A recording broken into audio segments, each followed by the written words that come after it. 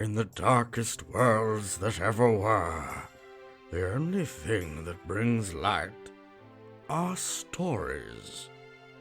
Those stories are kept in one place, the tiny bookcase.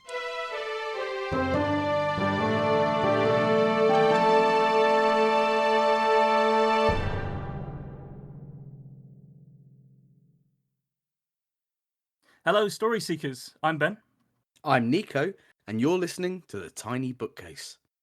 Today, our guest's authorial credentials include both writing for Warhammer Black Library and, more recently, Marvel. He also has a PhD in molecular microbiology. As a long-term fan of his work, I am extremely excited to share our guest with you. We would like to welcome David Guymer. Hello, David. Hello. How the devil are you? I'm all right. I didn't realise that my PhD was entirely out there. That people knew about it. Yeah, Nico actually corrected me on it just before we started. I was going to say microbiology, but he said molecular microbiology. So well, you know, I found it in your bin, so I thought I'd have a little. I'd bring it on the point. No, it was on Goodreads, I think, that I discovered that. Could be. Yes, not all of my social media things are as up to date as all the others. So I probably haven't touched for a long time. I mean, we normally talk about writing short stories or novels or those kind of things, but I assume that getting that PhD together was a Herculean effort. Everyone I've ever spoken to that has a PhD talks about it like it was their time in Vietnam or something. Was it hard? You know what? I don't really remember it being that hard. I sort of came to the end of my work time and then just sort of closeted myself away for 3 months and wrote it. I don't remember it being that hard. I was also quite organised as well. I think most people aren't very organised. That's very true. Yeah. And I was I'd done all the boring bits beforehand, my methods and so on. And yeah, writing it was all stuff I knew after all. It was all work I'd done, so quite easy. That's what we like to hear. We like someone who's on the ball, because one of us in the three has to be. Right, speaking of getting on the ball, I think I'm going to put you immediately on the ball and have you read us a story, Ben. Oh, raring to go. Okay. Absolutely. You're going to be going first this week, as I say, and our prompt is, What the Dead Know. What the dead know. Most people don't have time to worry about what will happen when the sun finally sets. Their days are given over to living their lives, yet the bunkers our people hunker in during the night are still kept in good order. They are swept and stocked with food. The water is kept topped up. Our people do this even though they themselves may never need the bunkers. Whole lives are spent in the daylight, with generations passing before the next night. When the night comes, it brings with it the cold. That is when we retreat below to the bunkers we have lost the skills to build or maintain as our ancestors would have done. The nights are long, with whole lives spent in the dark. I have never seen the night, but thinking about it consumes me. They say that is because I was born in the twilight. There is a hunger for stories in the children born at the end of the day. I've listened to all of the stories our people tell of the night. I've even travelled to other bunkers to talk to those that dwell around them. Their stories are mostly the same. Small details shift for emphasis, but the facts resist too much interpretation or embellishment. Most people do not worry about the night, but they prepare for it as best they can. They retell the stories so that when the night does come, our people will not feel alone in the dark. They will know that one day their children or their grandchildren will see the sun again. The trappings of happiness and contented lives which other people lead only pose as distractions for me. My father watches me with sad eyes when I return to our people and attempt to read the curios I've discovered instead of frolicking with the men by the mating fires. He feels that I will never be happy and aches with sorrow for me, blaming himself. I don't know what it is in me that cannot just watch the day slip by, but my curiosity for the night and what came before won't be contained. As I travelled through the deepening twilight of our world, I learnt more and more from the stories our people tell. I began to travel further than anyone from my bunker had in living memory.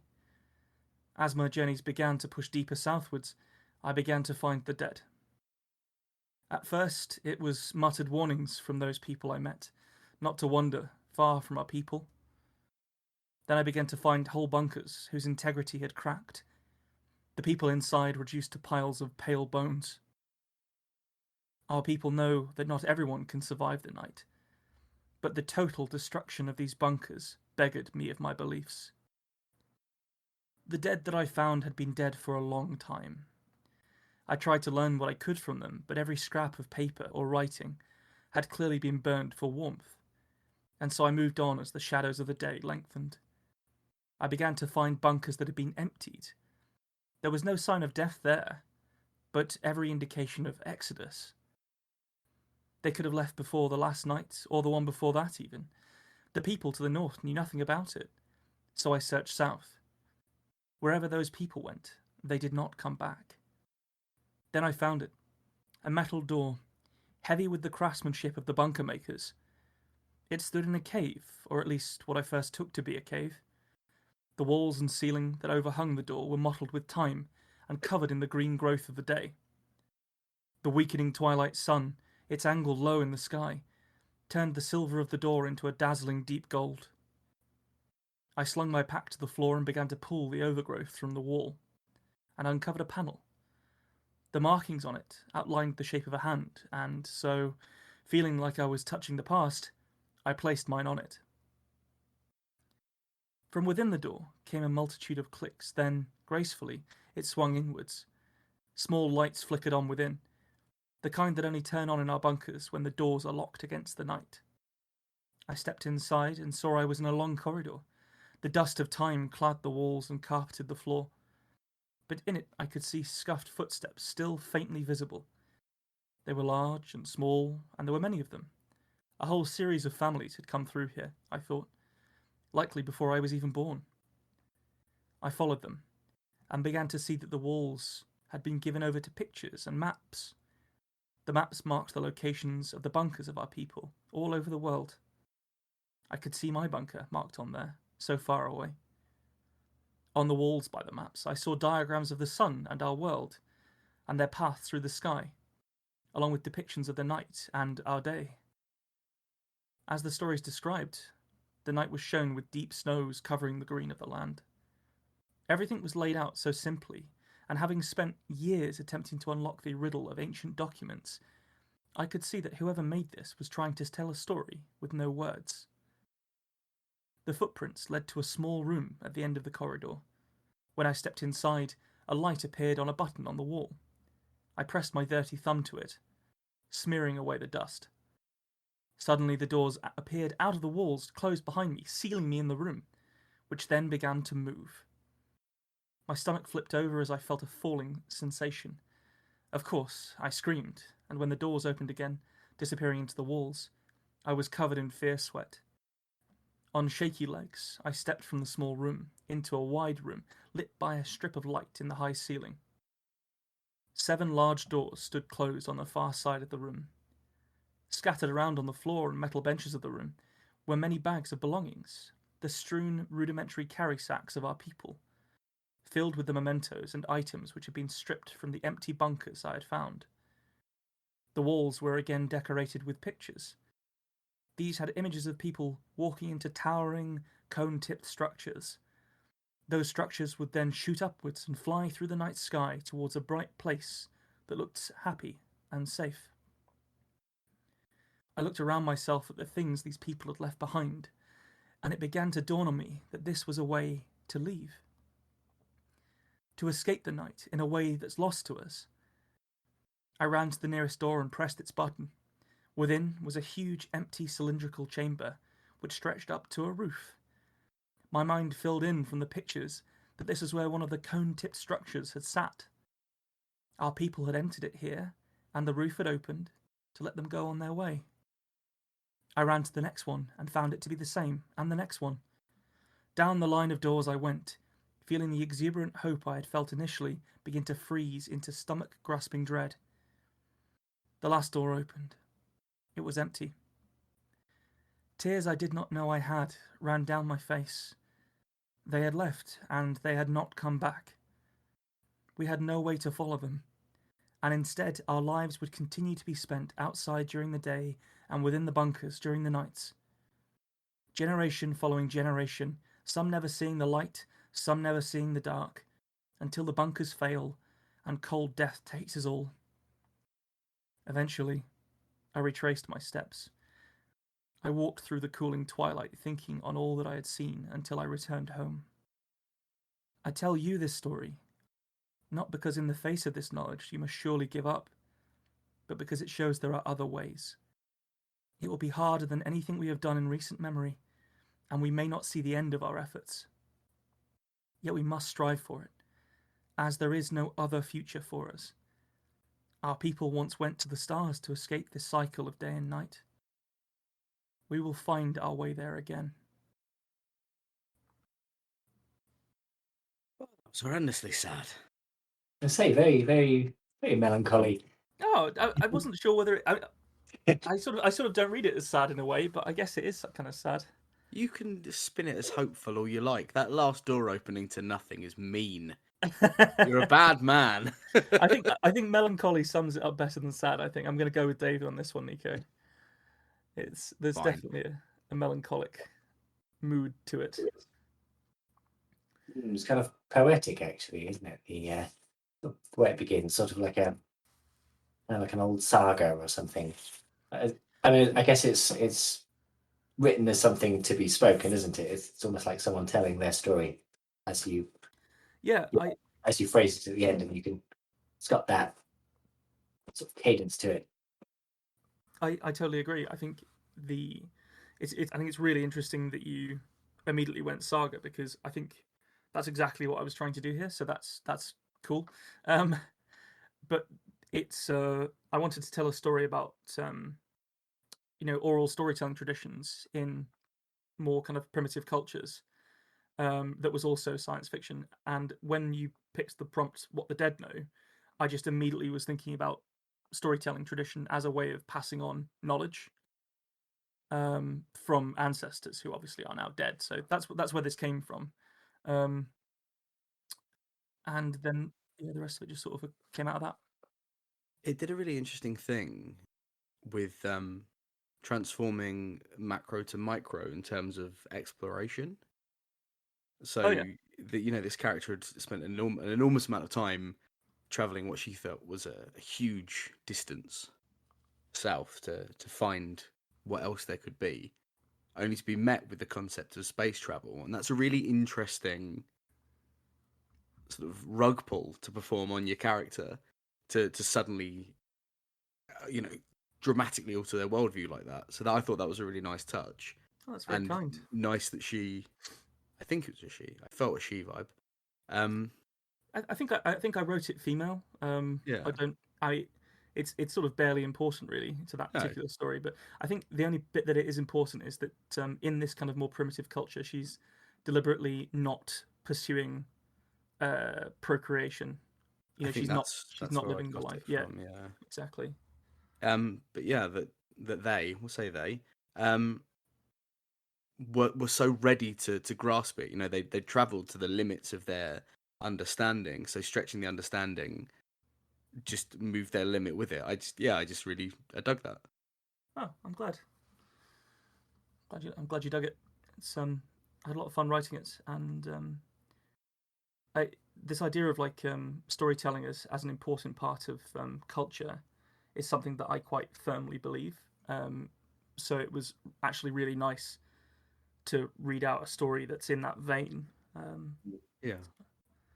I enjoyed that a lot. Yes.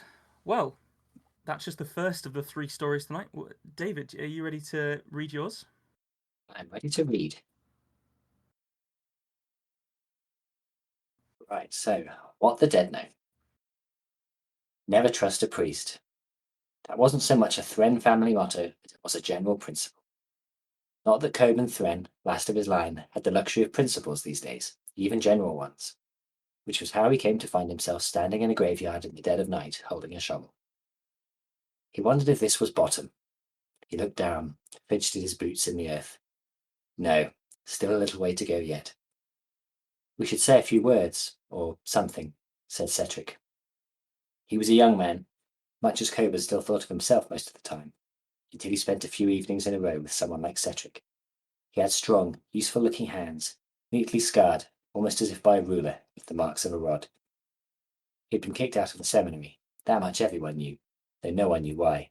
His bowl-cut hair was overlong and unkempt, his face rough but otherwise forgettable, like something you'd see on the back of a 100-year-old coin.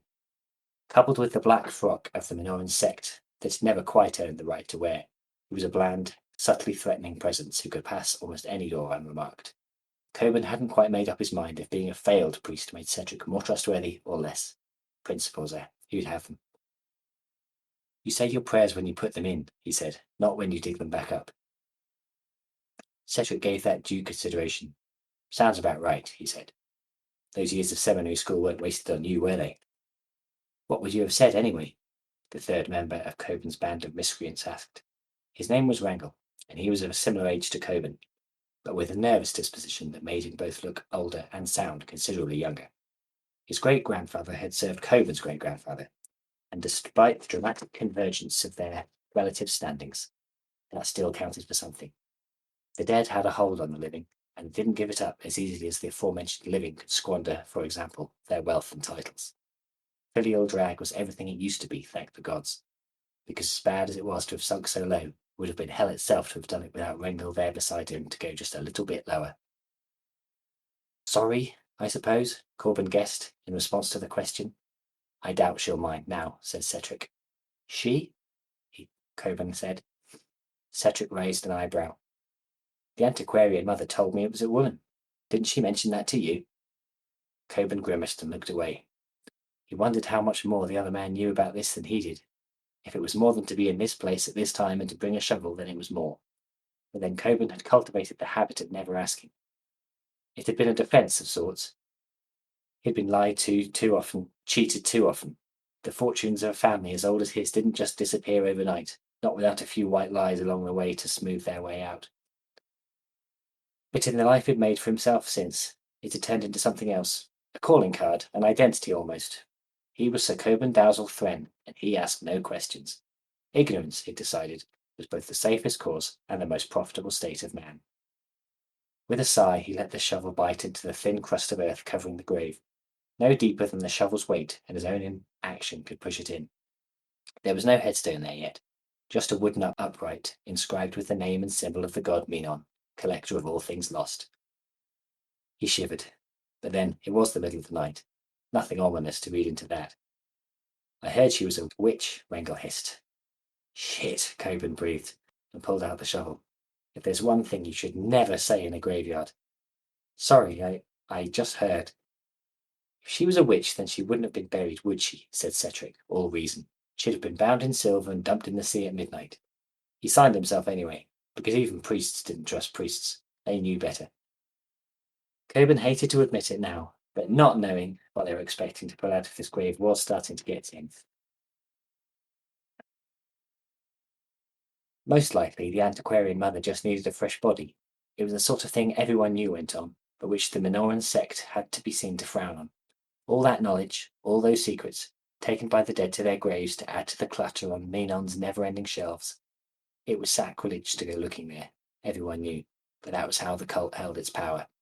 They knew what no one else did, what no one else could. They knew what everyone who mattered was trying to hide. Of course, it was also just as likely that the antiquarian mother had just marked a fine ring on the corpse's finger during the burial. Priests were still just people, after all. Get on with it, Cedric muttered, vapour coiling around his frilled collar. I don't want to be seen hanging around a graveyard at night. You think I do, said Coburn. I still have a few friends left, you know, and a shred of reputation in this town. Dig then, said Cedric. Coburn held the shovel out to him. You dig. Cedric raised his hands. I've taken strict vows never to disturb Minon's collection. Don't give me that. You were never ordained and everyone knows it. Cedric shrugged and put his hands in his pockets. Not for the first time, Coburn found himself wondering what could have brought a supposedly pious man to a career breaking fingers, picking pockets and robbing graves for the clergy. He supposed he'd never know. even if he did think he'd ever ask. Give me the shovel, Rengel sighed, taking the shovel off him and sticking it bitterly in the ground. Cedric made the sign of me on and looked quickly away. Coburn flinched, half expecting to see witchlight come streaming out of the broken soil.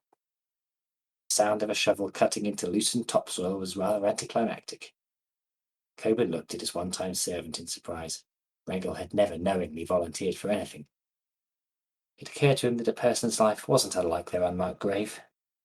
He thought, feeling distinctly philosophical in his moment of relief. You never really knew what was going on underneath, or what someone else knew about it that you didn't. With a frown, Coburn snatched the shovel back. It was a general principle of his: never trust a priest. He'd do it himself. The end. That was a rip-roaring tale. I had a really good time listening to that. The from the opening line of "Never trust a priest," that through line got me every single time. Yeah, same. Definitely peaking it because even priests didn't trust priests. They knew better. Absolutely top notch. Thank you. I always, when I hear other people tell a story that I just knew I could never write, like yours, Ben's, a story in that way is just not my style at all. And so when I hear it, I think, oh, I can't write. I'm terrible. Oh But God, no. everyone's got their own. Everyone's got their own way, haven't they? That was an exceptionally impressive story. It hooked me immediately, and there were so many good lines. You clearly have a really amazing grasp on just how to drop a banging line, in narration or in a character's voice. There were a whole bunch. Like I started writing them down, but then there were just too many, so I stopped. But I send you the Word document if you want. yeah, go for it. Yeah, it was principles. Who'd have them? I really enjoyed that. It was a great start. Oh, if I may, the like something you'd see on the back of a 100-year-old coin is Yes. the best way to describe a look and make me go, oh yeah, without really having to do anything. That's great use of, I guess, props. Yeah, like the description being implied to a certain degree worked very well. It's almost negative space description, isn't it? Yeah, I think fine description does work best when it's you can say things like, she's tall or he's fat, but they're so blank, aren't they? They don't make you. They tell you, but you don't feel anything.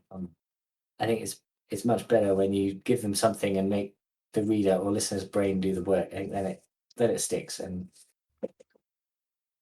yeah, the other bit that worked like that was things never to say in a graveyard. Immediately got me thinking about A, why, and B, what else can't you say in a graveyard? Which was some of them you also can't say on a podcast, so let's not go too far down that rabbit hole. And then the other line that I wrote down was ignorance is the most profitable state of man, which that felt very deep. So I was on board for that. It also feels like an attack coming from a man with a PhD, I've got to say. Yes. I'll have you know I'm broke.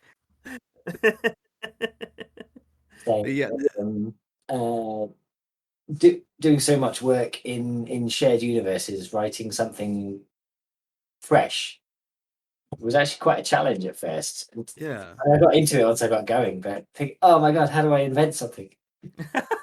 Create a world. Lots of nice little bits of world building in there, though. The introduction of a potential pantheon of gods that set my brain going off in one way, wrapping witches in silver and dropping them in the sea at midnight. Big fan of that. Well, a lot more expensive than burning them, but definitely cooler.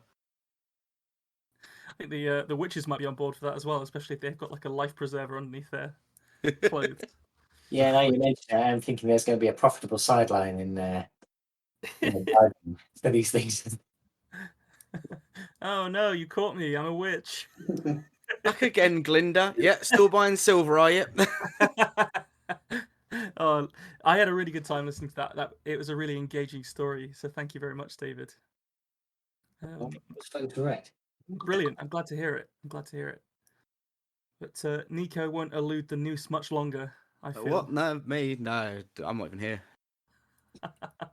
So just gonna make him extra nervous. So Nico is obviously a big fan of your work, David, and I think he's put himself under the cosh a little bit by going last tonight. But we'll see how he does. Yay.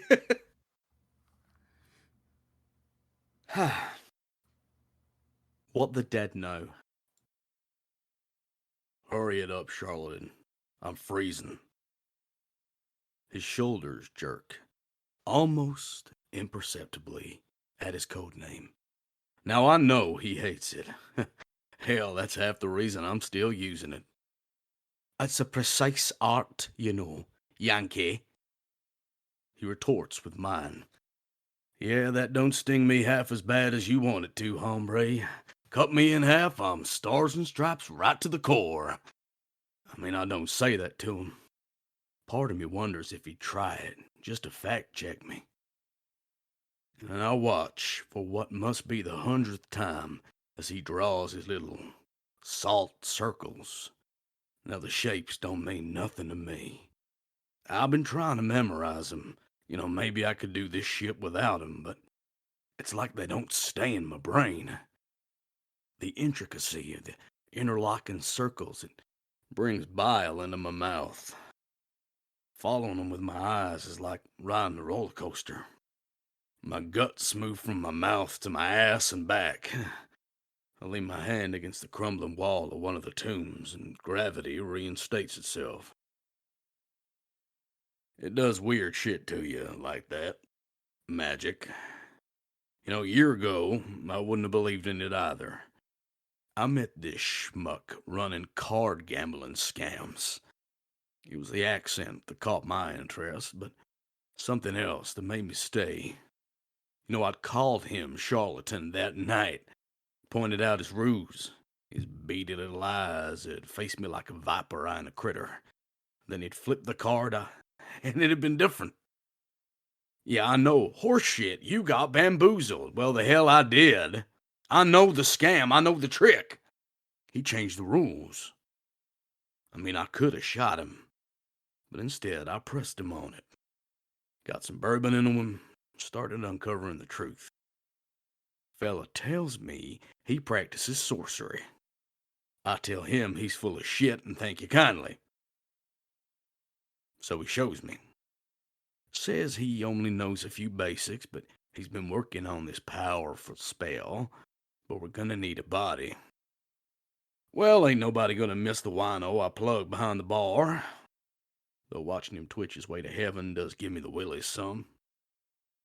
Stand back, he says, taking a big tub of salt from his coat pocket. Starts to pour his shapes. 20 minutes later, he performs a miracle. I watch this man, this corpse, take a sharp intake of breath, and he reaches for the hole my bullet made. I move to apologize, and that voice stops me. Don't break the salt lines. You'll let the magic out. He says it with such confidence, such clarity that I don't for a moment doubt it is the truth. The dead man manages a why and stares at me with his whitening eyes, and then charlatan says his words, and the body falls lifeless again. We've been chasing treasure together since then, following the breadcrumbs from his weathered books of spells to the forgotten corners of the world. He's got an affinity for it, and a few tricks that help, and having some American muscle turns out exactly what he needed. His hands, they stopped their little ritual, and he's closed in now. Just him and the body I spent hours relieving of its dirt nap. Now on to the routine. Ask it where the goods are, ask it about traps, the usual. Charlatan starts unraveling the death shroud, and I draw deep on the smoke I've been rolling between my fingers for the last 30 minutes. Only one after this, and then I'll quit, I lie to myself. Oh, the hell I will. Next time we hit a town of any size, I'll fill my bag with decks. When the light subsides from my draw, I see that charlatan is very still. What is it, Hoss? He shakes his head. Don't break the lines, but come and see. I move around his winding cymbals to see the body before him. It looks as though it was buried this morning.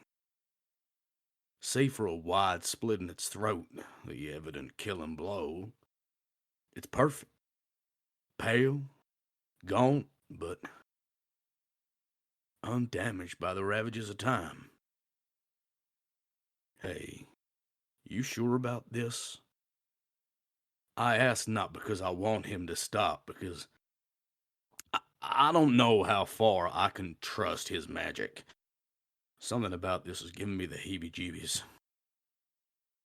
We don't turn back in the face of greatness, Yankee.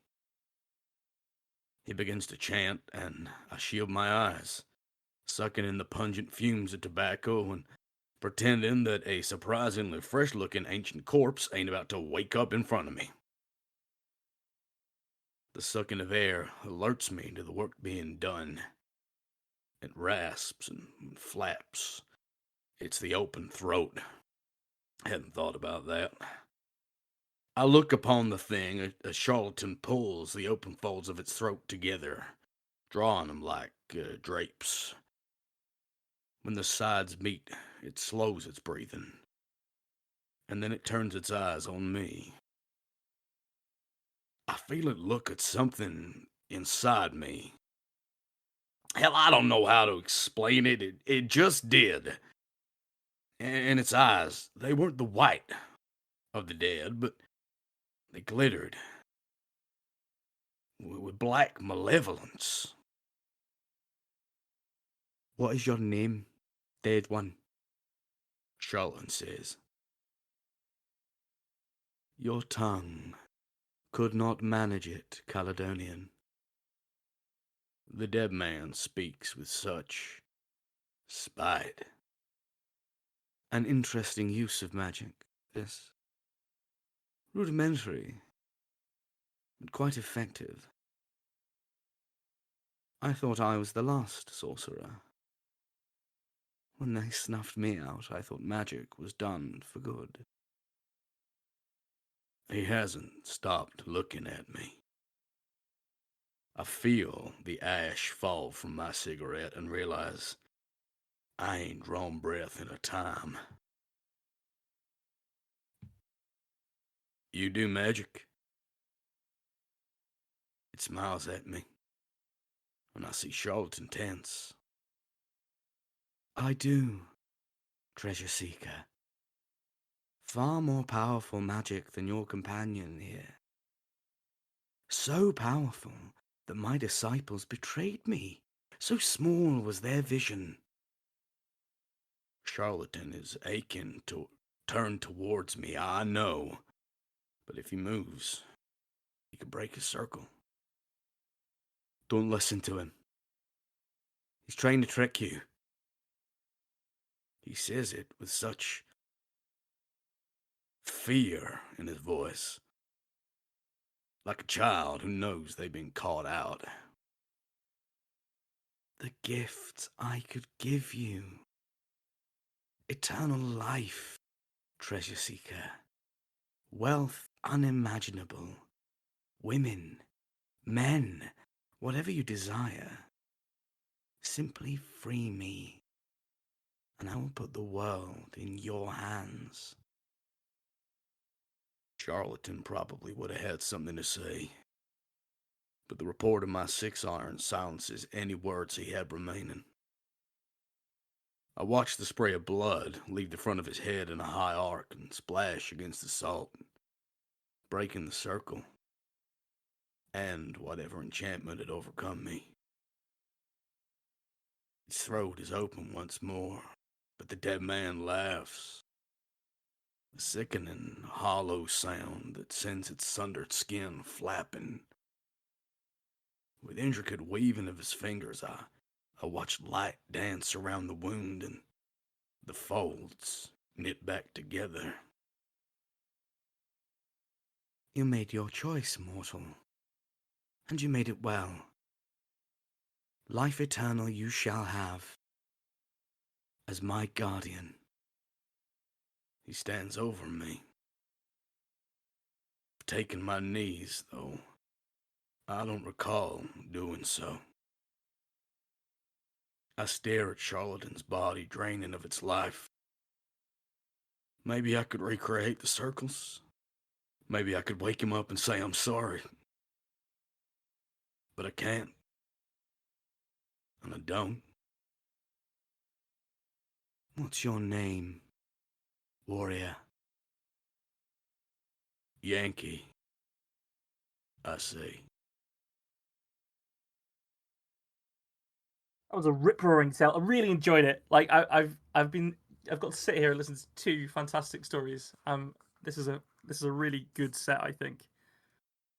What a story, Nick! I loved it.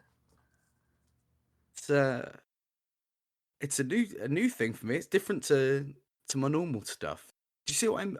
So I had a chat with you off mic. Gasp. It feels like the prologue to a much bigger story rather than self-contained. I was just saying, but I realised my microphone was on mute. It sounds like a superhero origin story almost. Like Yeah. it's almost kind of like a Ghost Rider villain or something. How it begins, yeah, but definitely like both of those tied together, like some kind of origin, precursor, prologue kind of story. I do like that it does have its beginning, middle, and end.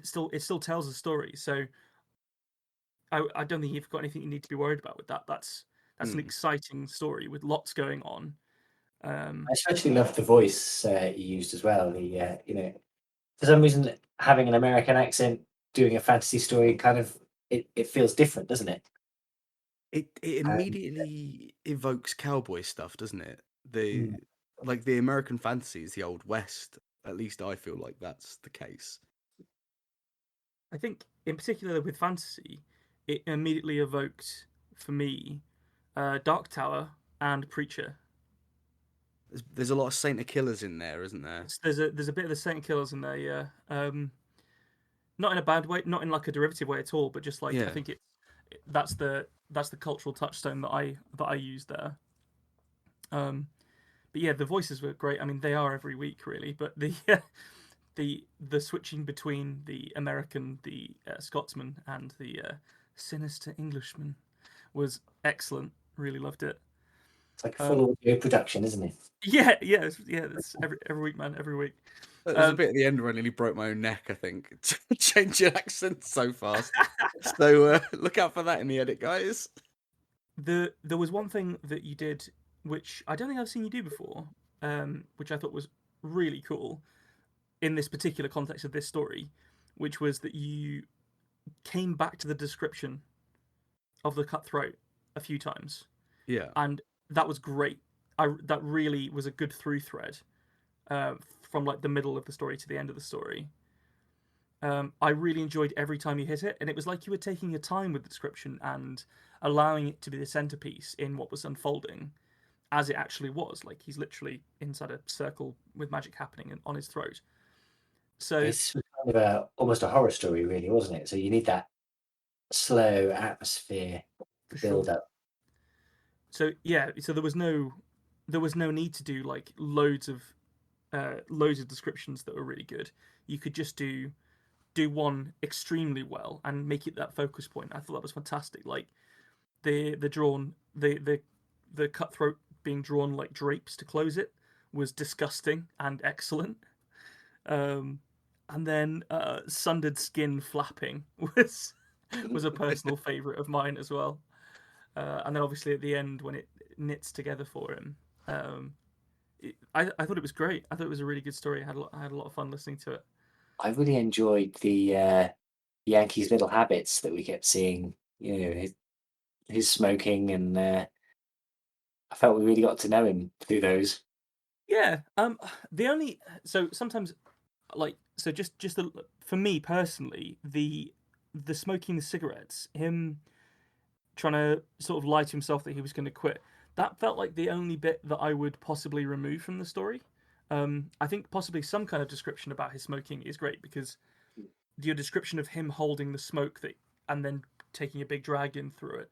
That was great, but there's something cliche element to somebody trying to convince themselves that this is the last one, they're gonna quit after this. Yeah, I suppose I do see your point now you mention it, but at the same time, I enjoyed it. It made me feel it was just an extra bit of, okay, this is a real person. Yeah. I think it was a bit At of the a same time, I do get your ham-fisted. point about it being a cliche. It was a bit of a ham-fisted attempt at foreshadowing, where that will be his last one. Exactly. Yeah. I think there are Yeah, I more think you're right, though. characterful ways that you could do that. Yeah. I think you're right. It's in the right place to do some foreshadowing. It's the right kind of thing, as David said, to be doing for the character. But I think drop something that, when I think about people like thinking that this is going to be their last one, I more think like sort of suburban housewife sort of thing. Yeah. So I think maybe not for this guy in particular, as we know that he like shoots bartenders at will. Like this guy has no respect for life at all. True. So there's no reason for him to like fear smoking. He's living like he's a dead man anyway. Maybe talk about moving to a more expensive brand or. Yeah. I like Right. that. That's a really good idea. Yeah, he's been smoking roll-ups, but he wants some Marlboros to make it into an advert. Maybe something like, I can't wait to get back to the civilized world and buy cigarettes that I can read the packaging on. Or... Yeah, something like that. Yeah. But I thought the only reason that stood out as like a little bit cliched is because everything else in your writing was so original and bursting with life and character. So I thought that was really good. That's a good note. Thank you. Yeah, it's always interesting, isn't it? When so obviously we David, we do this every episode with these stories, and all write to the same prompt, and it's always fascinating that we get different stuff out from people from the same prompt, because they were very dissimilar. I feel both in genre, tone, the characters that were in them and all the rest of it. I'm just wondering, were there any like through threads? Because you two both had corpses in yours. But a touch of magic in ours as well. Yeah, a touch of magic. Yeah, I think your two had a bit more. There was mention of magic. I guess yours was almost a science fiction, really. Yeah. It was certainly. There was an element of it being like a primitive society surrounded by science that might as well be magic, I guess, for as well as they understood it. But yeah, no, I had a really good time listening to those stories, so thank you very much. Well done, everyone. Yes, I think we can. Well, I think we should probably stop patting ourselves on the back, but at the same time, I hope people enjoyed them and I had a good time. Thanks for joining us for this episode of The Tiny Bookcase. Remember to subscribe, otherwise you're going to miss out on the future fun. Also, tell a friend. If you like this episode, link them to it. We'd be tremendously grateful. You can follow us on Twitter at BookcaseTiny, Facebook at The Tiny Bookcase, and Instagram at BookcaseTiny for updates. Speaking of supporting the podcast, well, magic can only take one so far. The Tiny Bookcase is supported by the generosity of its patrons. Those kind souls have really kept my belly full the last year. Let's cast a spell for them, shall we? For magnificent beardery, let's cast the Chinicus folliculale spell on Gary Laird. For rich ginger tones on the scalp, let us cast the Orangi Hedondo spell for Scott Byrne. And for general fabulousness, why not the Ooh La La, How's Your Mother spell on Matthew McLaren?